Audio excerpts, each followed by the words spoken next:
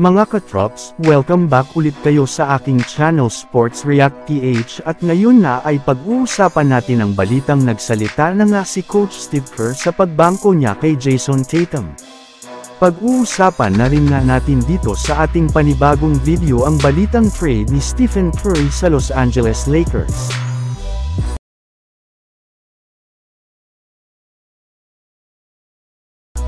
Katulad nga mga katrops, nang sinabi ko sa inyo, hanggang ngayon nga ay marami pere naman ng galit kay Steve Kerr dahil sa pagbabangko at hindi niya pagpapalaro kay Jayson Tatum ng 2 beses sa kanilang game laban sa Serbia.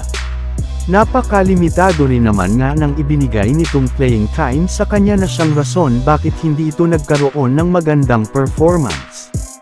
Ngunit ayon rin naman nga sa naging pahayag ni Coach Steve Kerr, hindi rin naman nga daw po personal ang kanyang ginagawa kay Jayson Tatum bagkus patungkol rin naman nga ito sa paggamit niya ng mga kombinasyon ng kanilang mga manlalaro.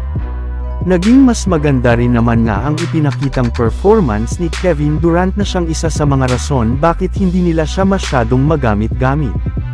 Ika nga'y, isa lamang nga daw kung solusyon sa isang math problem ang pagbabangko niya kay Jayson Tatum sa kanilang mga laro. Samantala pumunta naman tayo sa ating sunod na pag-uusapan ngayon sa balitang trade ni Stephen Curry sa Los Angeles Lakers.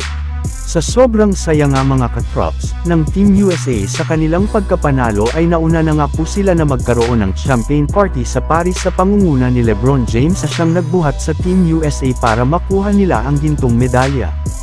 Tinupad lang naman nga po nila ang kanilang pangako sa isa't isa na maibabawi nila ang Team USA ngayon sa Olympics. Kung inyo nga matatandaan mga katrops, sa unang araw nga pa lang nga noon ng training camp ng Team USA ay sinabi na nga nina LeBron James at Stephen Curry sa isa't isa na panahon na nga daw po na para sabay sila na makakuha ng gold medal. Para nga kay Stephen Curry, ito na nga ang kanyang kauna-unahang gold medal sa Olympics. At grabe nga talaga ang kanyang ipinakita ditong performance. Sa katunayan, maging si LeBron James nga ay sobra parent sa kanyang humahanga. Alam rin naman nga niya noon pa man kung gaano ito kagaling at katalentado since ilang na rin naman nga niya itong nakalaban ng mga nagdaang taon sadyang parati parent nga siya ditong nabibigla. Kaya ngayon ngang naging kakampi niya si Stephen Curry sa Team USA ay parati nga talaga niya itong hinahanap sa tuwing gumagawa siya ng plays.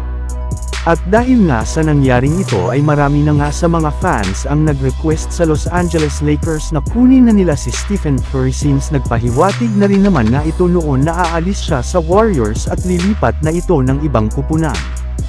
Ngunit paalala ko lang mga katrops, hindi nga magiging madali ang pagkuha sa kanya gayong kakailanganin nga dito ni Pelinka na isakripisyo ang halos lahat ng kanilang mga players para lamang mapantayin ang kontrata nito na umaabot ng mahigit sa $55 million kada taon.